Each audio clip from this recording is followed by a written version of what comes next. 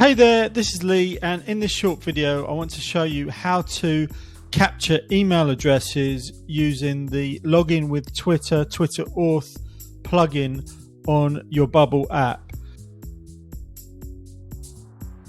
So in order to do what I'm going to show you in this video, you will need to have already installed the Twitter plugin. So here is my Twitter plugin installed. I've also set up my API keys with my Twitter developer account, so you will need to have done that in order to do what I'm going to show you in this video, so that you can get a user to log in with Twitter like they have here. So for example, at the moment any user can come to my app here, they can log in and log out. So when they log in, again, it authorizes them through the Twitter auth and then allows them to see my app. Now what the plugin doesn't do, and what my app currently isn't doing, is capturing the user's email address. So I'm going to show you that now.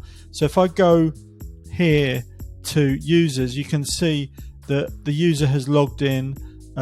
This was me just now, and it hasn't captured an email. I'm going to go to my app. I'm going to find my Twitter box that I've hidden. So it's this one, and I'm going to go and edit the workflows, and then where it says sign in with Twitter and refresh the page, I'm going to add an option in here. Actually, before I do that, I'm going to make a pop-up. So I want to make the pop-up, and we're going to put in an input. So in here we're going to put enter your email,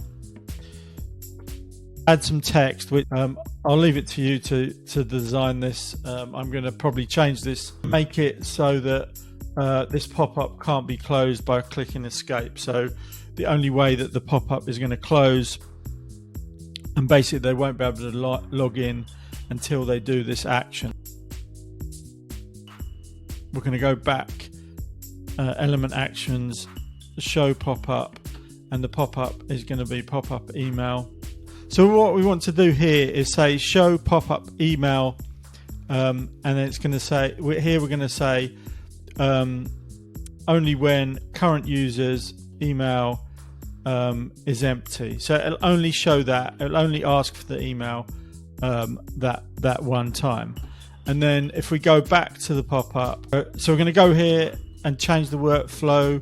So then what we're going to do is select change the email for another user, and the user is going to be the current user, and the new email address, because we haven't captured it any other way, is this input value, and that's what we're going to do. And then when that's done, hide this pop-up email, and then we're going to refresh the page. So now that we've done this, let's give this a try and see if this works. I hope it works, because otherwise I'm going to have to record this video again. So let's check it out. So I'm going to refresh the page. I'm going to log out. I'm going to sign in with Twitter, and it should, there you go, there's the pop-up, and I can't access the app. I've got to put in my email, so I'm going to say test@test.com, and I can now use the app. So now let's just see if next time I log in, if it just lets me log in without having to put in my email. So I'm going to log out, and I'm going to log in again.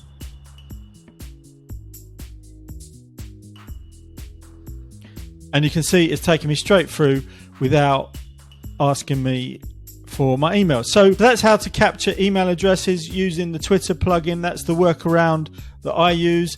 So let me know if you found this video useful. Let me know if you'd like to see other videos like this on Bubble, on how to do things in Bubble and how to build in Bubble.